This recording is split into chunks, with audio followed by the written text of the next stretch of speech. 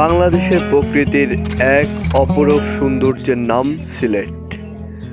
চা বাগান, পাহাড় আর ঝর্ণার মেলবনে গড়া এই অঞ্চল পর্যটকের হৃদয় ছুঁয়ে যায়।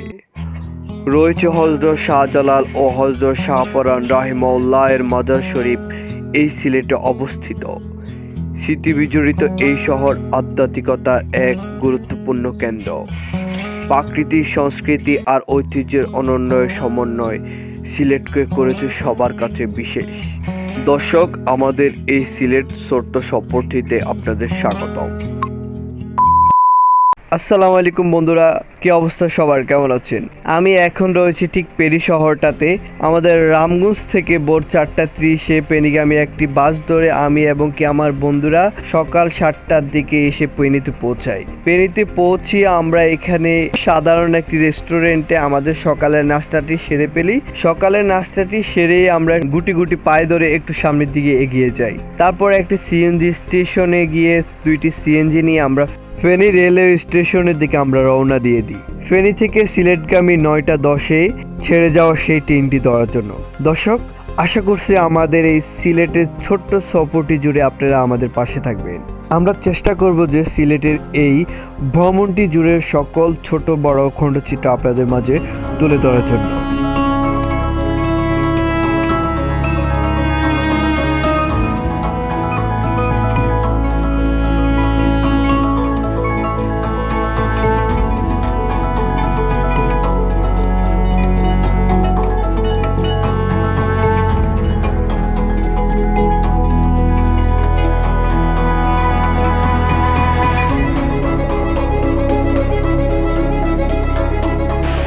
এইমাত্রই আমরা চলে আসলাম ফেনী রেলওয়ে স্টেশনে। এটা হচ্ছে ফেনী রেলওয়ে স্টেশন, আর আমার সাথে রয়েছে আমার বন্ধুরা। চলুন আমরা এবার স্টেশনের ভিতরের দিকে যাই।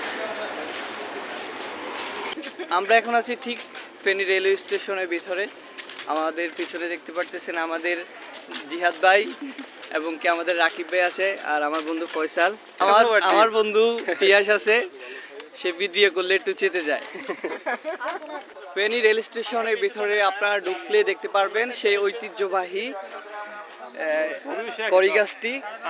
অনেক বছর যাবত এই গাছগুলো এখানে আছে, আপনারা আসলে দেখতে পারবেন। বিশাল বড় বড় গাছ, শত বছর হয়ে যাবে তত সম্ভব এই গাছগুলো।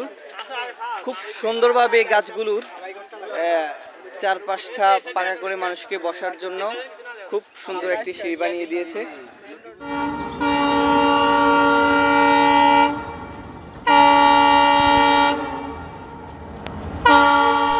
দর্শক, অবশেষে পেনিতে এসে পৌঁছে গিয়েছে পেনি থেকে ছেড়ে যাওয়া সিলেটের উদ্দেশ্যে সেই ট্রেনটি। আমরা প্রায় এখানে এসে 1.5 ঘন্টার মতো ওয়েট করেছি ট্রেনটির জন্য। যদিও ট্রেনটি ছাড়ার কথা ছিল 9:10, এখন ঠিক বাজে 10টা ছুঁই অবস্থা। তো এখন এই ট্রেনটি এসে পৌঁছে গিয়েছে ফেনী জংশনে। তা আমরা এখন আমাদের বন্ধুরা সবাই মিলে আমরা ট্রেনে উঠে যাব। তো চলুন আমাদের এই ছোট্ট ভ্রমণটি আপনারা উপভোগ করুন। ঢুকতেছি আমাদের সিটে বসার জন্য ট্রেনের ভিতরে। দর্শক, আর অল্প কিছুক্ষণ বাদেই ফেনী রেলওয়ে স্টেশন ছেড়ে আজকের এই ট্রেনটি সিলেটের উদ্দেশ্যে রওনা দিয়ে দিবে। আমাদের আজকের এই সফরটি জুড়ে আমাদের সাথে রয়েছে আমাদের বেশ কিছু বন্ধু। তার মধ্যে উল্লেখযোগ্য কিছু নাম হলো রুবায়েত, ফয়সাল, সামি, ফিয়াস, আমাদের রাকিব ভাই, জিসান এবং সিয়াম। আমরা দীর্ঘদিন থেকে আলোচনা করে আসছি যে একটি দেশের মধ্যে ছোটোখাটো একটি ট্যুর দেওয়ার জন্য। দীর্ঘদিন থেকে আমাদের এই ট্যুরের প্ল্যান চলছে। চলমান অবস্থা থাকার কারণে কয়েকবার আমাদের এই ট্যুরটি ক্যান্সেল হয়ে গেল।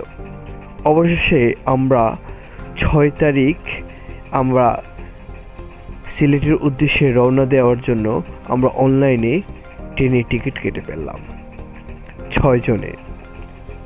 হঠাৎ করে আমাদের বন্ধু সিয়াম এবং আমাদের বন্ধু জিসান বলতেছে তারাও নাকি যাবে আমাদের সাথে এই ট্যুরে।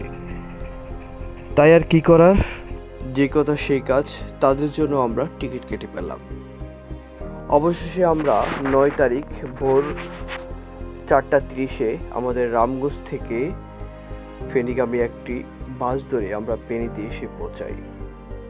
ফেনী থেকে আমরা সকাল 10টার দিকে ট্রেনে চড়ে আমরা সিলেটের উদ্দেশ্যে রওনা দিই।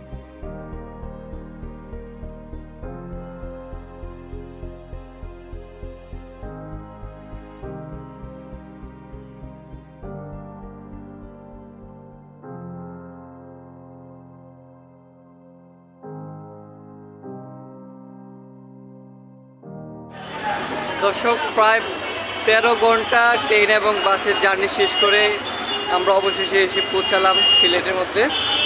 সো আমরা এখন দাঁড়িয়ে আছি ঠিক সিলেট রেলওয়ে স্টেশনের সামনে। আমার সাথে আছে আমার বন্ধুরা, উনি হচ্ছে আমাদের বড় ভাই ডাকিব, এবং কি আমরা এখন একটি রিক্সা নিয়ে আমরা এখন যাব হোটেলের দিকে। দর্শক, প্রায় 10 থেকে 12 ঘন্টা একটা জার্নি শেষে আমরা সিলেটে এসে পৌঁছালাম।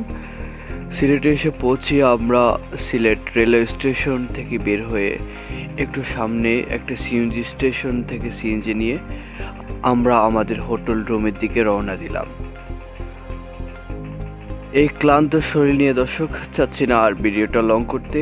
আশা করি আপনারা আমাদের সিলেট সফর পর্ব 2-তে সিলেটের বিভিন্ন জায়গা আমরা ঘুরবো সে সম্পর্কে আপনারা জানতে পারবেন। তা আশা করি সবাই ভালো থাকবেন, সুস্থ থাকবেন। আল্লাহ হাফিজ। আমাদের ফেসবুক পেজটি ফলো দিয়ে রাখবেন, আমাদের ইউটিউব চ্যানেলটি সাবস্ক্রাইব করে রাখবেন। আসসালামু আলাইকুম ওয়া রাহমাতুল্লাহ।